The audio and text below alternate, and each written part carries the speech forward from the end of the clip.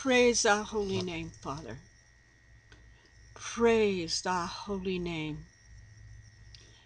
And I come to you asking for your blessings upon this video, and let your words come forth, not mine.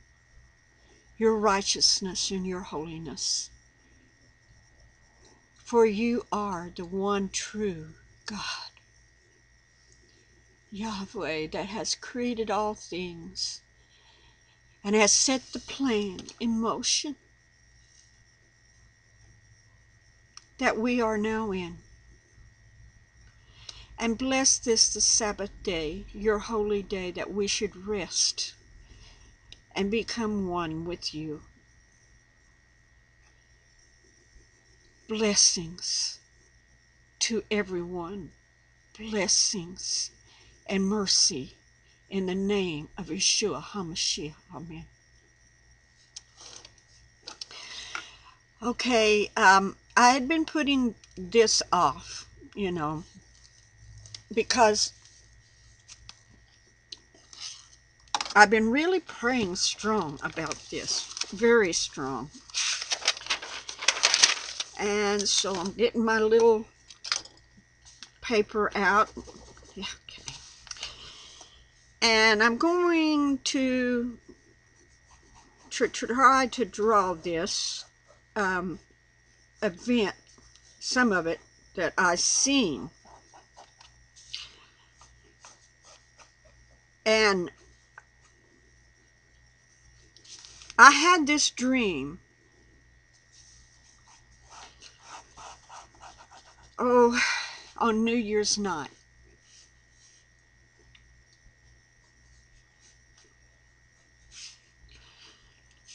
And I just have been putting off telling you about it.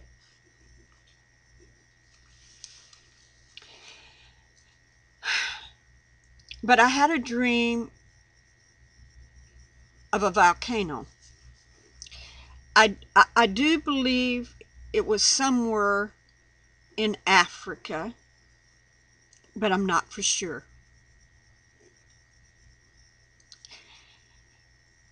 What part of Africa? I don't know for sure either. But I do know that somewhere there's going to be a volcano that's going to erupt. A huge one. But see if you can see this. Okay, yeah. See, I seen this mountain. It was north of this village. I put little squares down there for village. But there was this mountain that was like this, and I seen this bubble that raised up like a balloon that raised up on the side of the mountain. And I went and I told the people in the village, we got to get out of here. That thing is going to erupt and it's going to be bad. So we got to get out of there. And I gathered up all the people and the children, and there was this one white lady. She was white. She had blonde hair.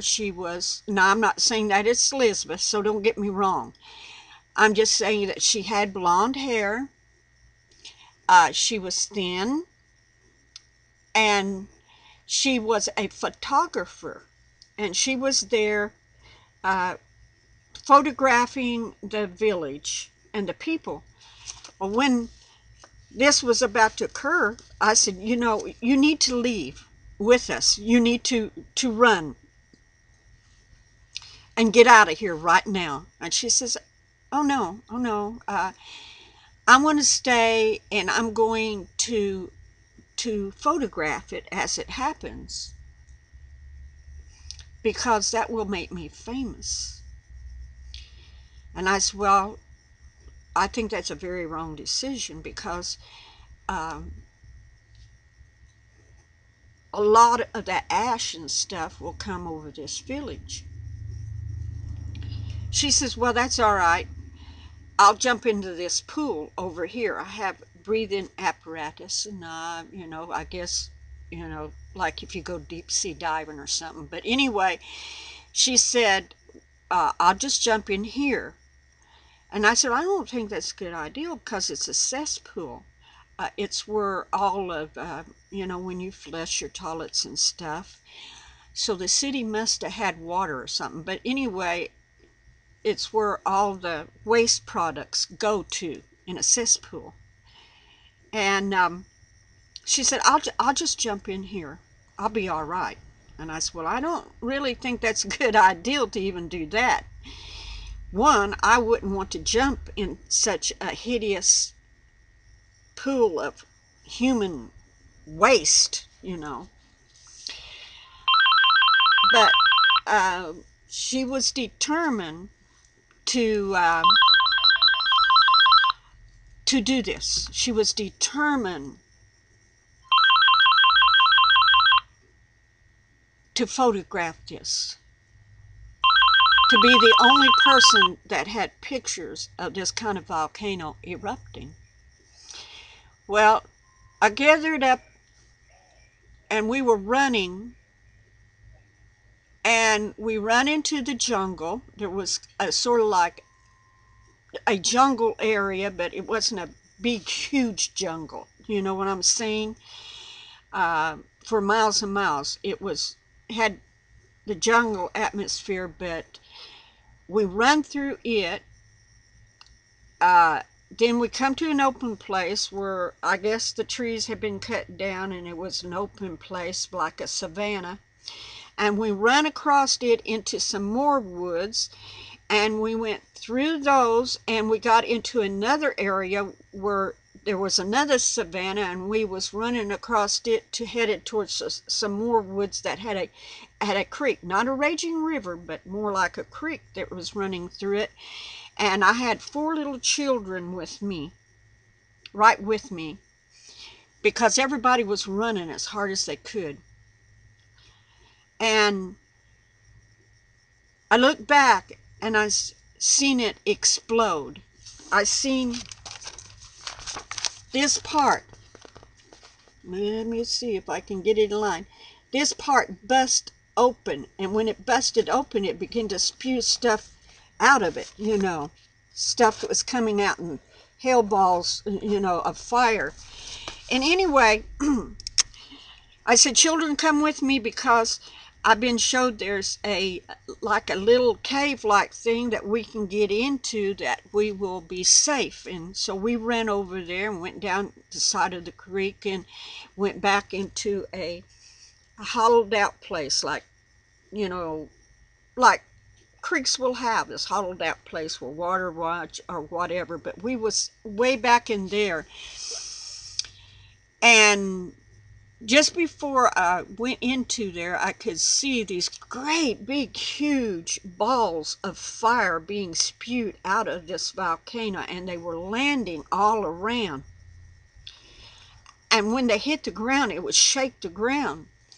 So we ran in there and we covered up. We crawled in there and huddled up together, and I don't know how long it lasted. It lasted for a while. You could hear the thuds hitting the ground, and you could smell the smoke of the fire, of the grass burning. It was just a humongous fire that was sweeping across. Where, if you ever seen a prairie fire, then you know what I'm talking about. I've seen one once in my life on the ranch, and they're awesome. I mean, and the higher the grass, the bigger it burns, And the savannas have long, tall grass. And it was just like a fire eating across there. But me and the children were safe. And after it was over with, all the noise quit. It quietened down. I don't know how long that took, but after it quit and it quietened down, we finally crawled out. And when we crawled up on top, we walked on a scorched, barren land that had been burnt. Little places here and there of where those balls of fire hit was still smoldering and smoke coming out. It was so real. I mean, it was a dream in color, 3D color, you know. And I got the children and I began to walk out into the middle of the burnt field. And you could look over the way and see the fire still going away from us. And there was other people that was coming out from hiding that had found places to hide while this was going on. And we gathered and they wanted to go back to see what happened to their little village. So we went back. And as we come, it was all destroyed. Every home, every place was totally destroyed. So I was anxious. I wanted to go over there and see how the girls survived during this Holocaust in the cesspool.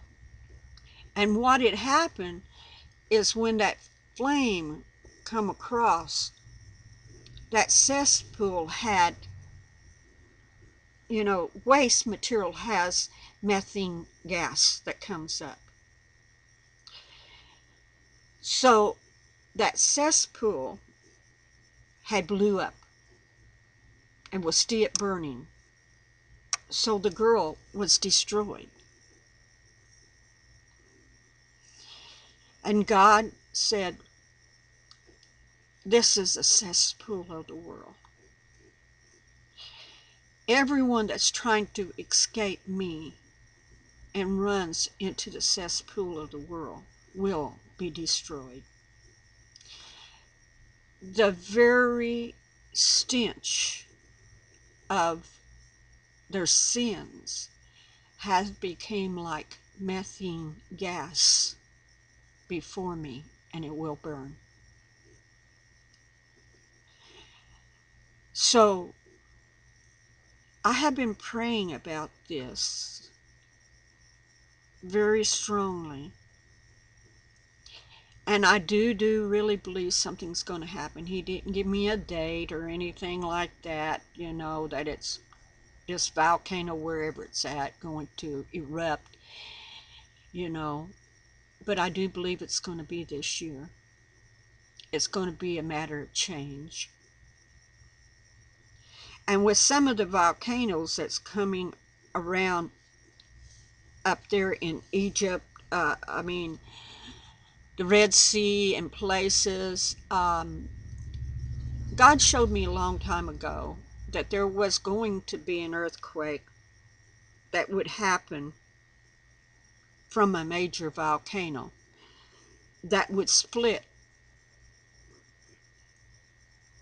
and upheave the Temple Mount, and the Golden Dome was going to be totally 100% destroyed by his hand, not by man's hand.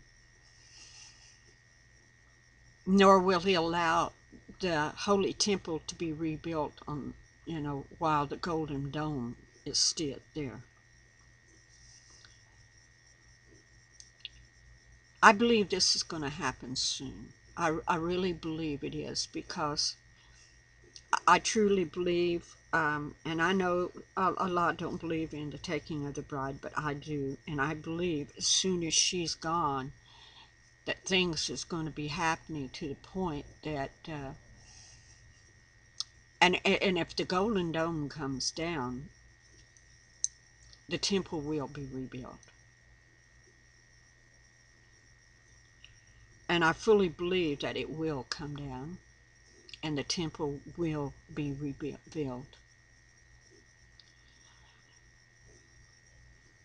I'm just putting this out there to you, because God said to me that there's going to be a lot more stuff go on this year than it did last year, but the world is not going to end in December like all of the Mayan calendar and Nostradamus and them have prophesied about. Even that guy, the sleeping prophet, they all line up to December 2012. Something major is going to happen, and I believe there's something major going to happen. Yes, I do. But not the destruction of this world, because there are too many other things that has to happen. And this world is not going to be destroyed anyway, at least until Yeshua comes. And my glasses, glasses. It's good to have glasses on if you can't see to read. So it shows right here that in Revelations, in the 20th chapter, it plainly talks about a 1,000-year reign, that Satan's going to be tied up and put in the bottomless pit and sealed for 1,000 years. He can't be out. And that there will be thrones, and they sat upon them, and judgment was given unto them. And I saw the souls of them that were beheaded for the witness of Jesus and for the word of God, which had not worshipped the beast, neither his image, neither received his mark upon their forehead or in their hand, and they lived and reigned with Jesus, with Christ, 1,000 years. Mark that down. 1,000 years. So the earth can't be destroyed right now in 2012. You can't jam 1,000 years in 1 year. So, but then, in verse 7 and 20, you see, when the 1,000 years are expired, Satan will be loosed out of his prison and go out to deceive the nations which are the four corners of the earth. And this is when the battle of Gog and Magog will happen, because it says, Gog and Magog to gather them together to battle, the number of whom is as the sand of the seas. And they went up on the breadth of the earth, and compassed the camp of the saints about, and the beloved city, that means Jerusalem. So after the 1,000-year reign, Satan's let loose. He goes out and he deceives the four corners of the earth, and he gathers Gog and Magog together. This is the battle that Ezekiel talks about, that last battle after the 1,000-year reign. Not before, but after, because Armageddon is before the 1,000. Gog and Magog is after the 1,000.